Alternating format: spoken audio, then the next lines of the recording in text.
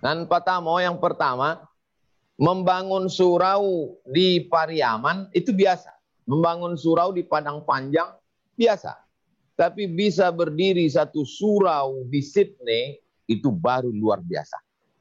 Jadi kalau ada orang Minangkabau membuat surau di Padang, mungkin masuk surga yang kelas-kelas ekonomi lah. Tapi kalau ada orang Minangkabau membangun surau di Sydney, nah ini Ustadz Somad kau ado-ado kok. Di mana dalilnya Pak Ustadz?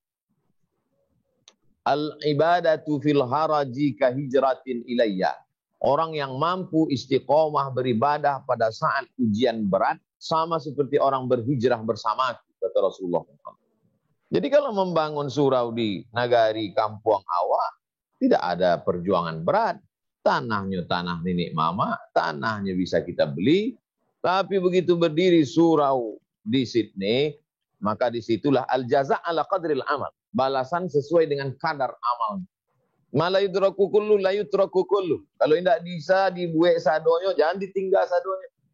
Jadi nan bisa menyumbang. Kalau awak seekor gajah, maka bawalah sebatang kelapa.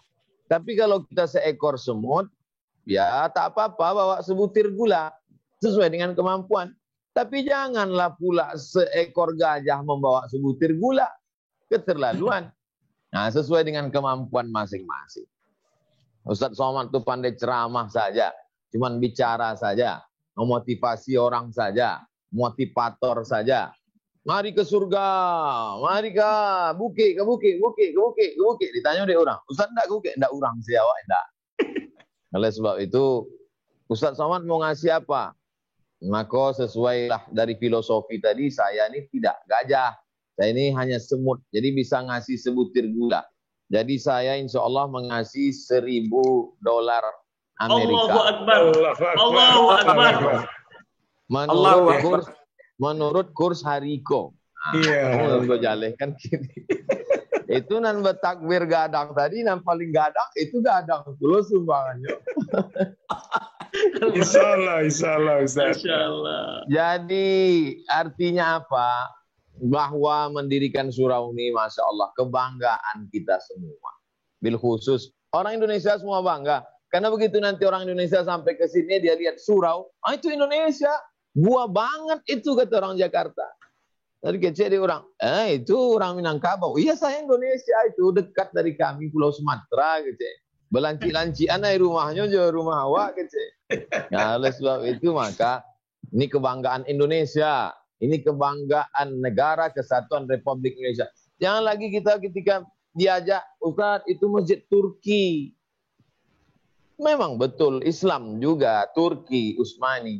Tapi nanti bangga anak cucu kita begitu sampai di sini. Ini surau. Ini surau. Ini yang pertama. Perjuangan besar ini tentulah akan menghasilkan kualitas iman yang besar. Saya janjikan 5. Yang kedua, dulu Pak Rosihan Anwar pernah komplain. Kenapa yang disebut masyarakat explorer itu hanya Yahudi? Dimanapun belahan dunia ini, di Amerika yang punya peran besar Yahudi. Madeleine Albright, Yahudi. George Soros, Yahudi. Luar biasa Yahudi. Ternyata sampai di Maroko, 5 juta penduduk Yahudi yang ada di Israel itu 1 jutanya berasal dari Maroko. Ketika mereka diusir besar-besaran dari Spanyol, Yahudi lari ke Maroko. Jadi Yahudi ini seluruh dunia. Begitu juga dengan saudara kita dari Cina. Ada yang menyebut Tionghoa. Saya tidak mau robah ke Tionghoa, tetap Cina. Karena Nabi menyebut utlubul ilma walau bisin. Tak ada Nabi menyebut tuntutlah ilmu walau ke Tionghoa, tak ada. Maka saya tetap pakai istilah Cina. Masyarakat Cina, masyarakat explorer.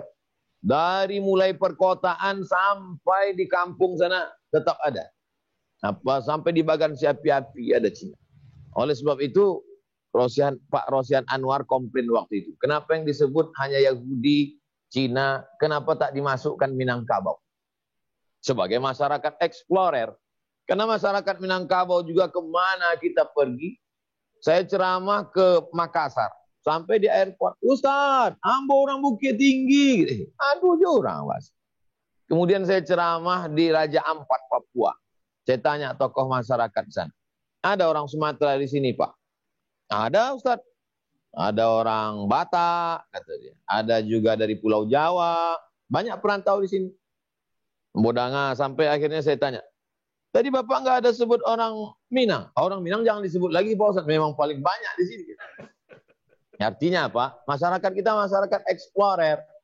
Dan ternyata dari penjelasan Pak Ansarif, 1973 beliau sudah di Sydney. 1977 baru ambu lahir. Apalah sampai ke Sydney, ambu alun sampai ke dunia. Oleh sebab itu maka masyarakat explorer dia punya satu generasi anak. Setelah itu cucu. Jadi ternyata yang sekarang ini adalah cucu Pak Ansari. Oleh sebab itu maka filosofi kita di mana bumi dipijak, di situ langit dijunjung.